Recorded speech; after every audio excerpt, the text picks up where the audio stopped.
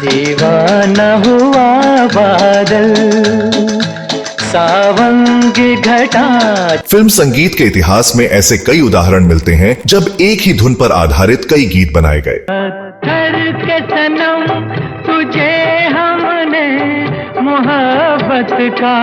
कभी किसी गीत की धुन का उपयोग करके नया गीत तैयार किया गया तो कभी संयोगवश दो अलग अलग गीत धुन और बोल के लिहाज से एक जैसे प्रतीत हुए। लिखे जो खत तुझे वो तेरी याद में हजारों रंग के। हालांकि एक ही धुन पर बने गीतों को अलग अलग गायकों से गवाया जाता है, लेकिन आज मैं आपको मोहम्मद रफी द्वारा गाए दो ऐसे गीतों के बारे में बताने जा रहा हूं जिनके बोल और धुन सुनने में लगभग समान लगते हैं। ए चांद जरा छुप जा, ए चांद जरा छुप। दिलचस्प बात यह है कि इन दोनों गीतों को दो अलग अलग प्रसिद्ध गीतकारों ने एक ही मीटर पर लिखा था। यही नहीं, ये दोनों गाने अलग अलग फिल्मों में शामिल किए गए और अलग अलग कलाकारों पर फिल्माए गए। इस दिलचस्प पहलू को विस्तार से जानने के लिए बने रहिए हमारे साथ।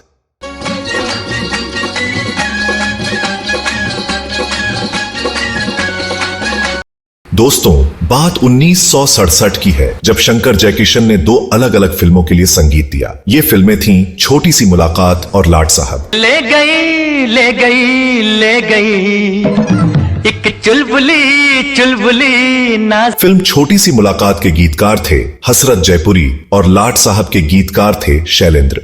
मुख जैसे दर्पण, काली लट जैसे नागन। और हालांकि इन दोनों फिल्मों के गीत अलग अलग गीतकारों ने लिखे थे, लेकिन इन दोनों फिल्मों में एक एक ऐसा गीत रखा गया जिनके बोल और धुन में काफी समानता थी।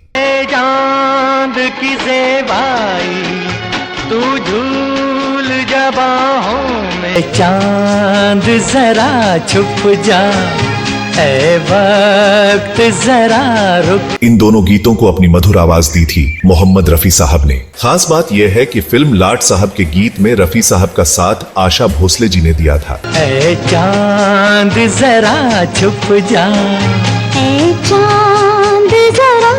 इस गीत के बोल थे, ऐ चांद जरा छुप जा, ऐ वक्त जरा। वहीं फिल्म छोटी सी मुलाकात में मोहम्मद रफी साहब ने जो गीत गाया उसके बोल थे, ऐ चांद की ज़ेबाई तू झूल जा बाहों। गौर करने वाली बात यह है कि हसरत जयपुरी और शैलेंद्र ने इन दोनों गीतों को एक ही मीटर पर लिखा था। हालांकि शंकर जयकिशन ने धुन में कुछ अंतर रखा था, लेकिन जब आप इन दोनों गीतों को सुनेंगे तो इनमें काफी समानता महसूस करेंगे। क्या देगा मुकद्दर अब हम मांग के पछता, चल की ये दीवारें गिरती है तो गिरने दे। इन दोनों गानों ने उस दौर में एक साथ लोकप्रियता हासिल की और इतने प्रसिद्ध हुए कि आज भी उनकी मिसाल दी जाती है। इन गीतों को इस मुकाम तक पहुंचाने में मोहम्मद रफी साहब का योगदान बेमिसाल है। तो दोस्तों,